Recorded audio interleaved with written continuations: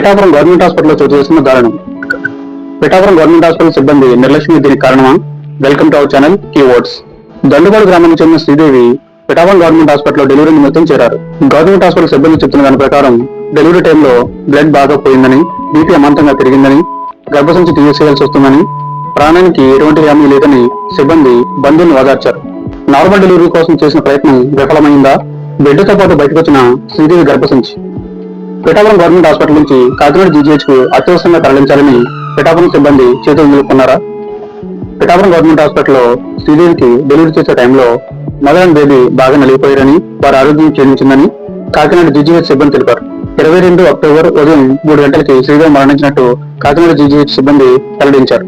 శ్రీదేవి కుటుంబ సభ్యులు మరియు బంధువులు పిఠాపురం గవర్నమెంట్ హాస్పిటల్ చేరి ఆందోళన చేపట్టారు. పిఠాపురం హాస్పిటల్లో శ్రీదేవి డెలివరీ అయిన తర్వాత కూడా సిబ్బంది శ్రీదేవిని చంప మీద కొట్టారని, సిబ్బంది మాట్లాడే విధానం, వాళ్ళు ప్రవర్తించే తీరు చాలా దురుసుగా ఉన్నాయని, శ్రీదేవి మరణం కారణం పిఠాపురం గవర్నమెంట్ సిబ్బందేనని మృతురాలు శ్రీదేవి కుటుంబ సభ్యులు మరియు బంధువులు ఆరోపిస్తున్నారు.